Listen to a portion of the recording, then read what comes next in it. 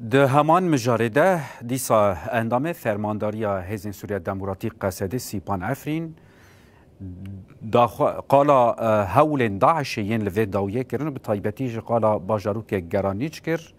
گوت داعش دخوازه لدیر زوریه به تواهی تولهوی لپیش به دخوازه اراده خلک حرم بشکینه اریشی کارمند و هزن اولهیه دکه تاوی ویجه خلک دیر زوریه لسر کارن خوانه لدوه هیم بهتر خودی لسازی و دزگهن خود درکوین. یعنی ما گوت داعش بربازن جدا ایریشان دکن نها گلک تشا یعنی لگوری پراتیکین داوی وان جهنک تشی خواه گارتن تچکن مثلا آلیه گیده دخوازن یعنی تم اتمسفرکی کو işte نزلالی هیا و استقرار نینه yani kengi be çolaki ve çe beben o yani ولو atmosfere تبلیغات خواستن آوابکن اندامن ریوبریا خواستن برگزارن و این کمینا مجلسا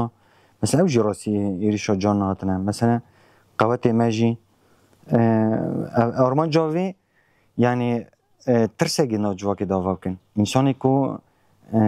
افدم گیدریجه بخواه بیراده و کدا خواه تمثیل خواد کن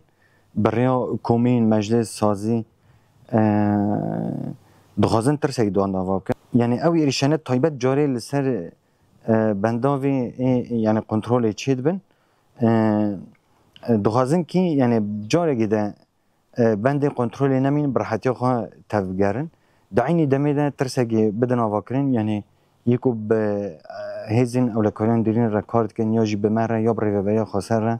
یعنی ترس آواب به و نویر بنورن هزین اولکاری و همجی ریوبری خسر و گل ما یعنی ای دیر زوره ایراده گی خورد لنبر و نشاندن کاری خواه بردام دکن به اصرار و به کد و به تنظیم لسر کاری خواه دسکنن جبروی اف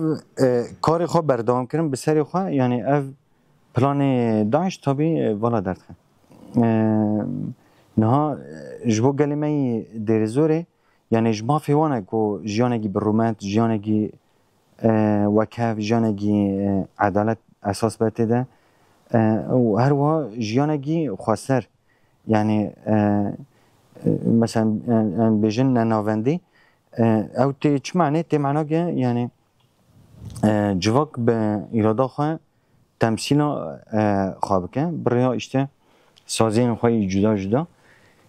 گلیمه دیرزور او حق کریه یعنی ده پیشروجا سوریه ده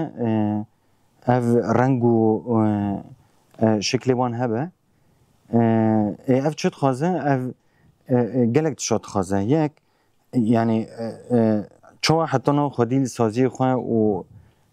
قوات خواه درکتنن یعنی بگمان ام زانن وی بردام بکن و گنه که با واگی خورد بجی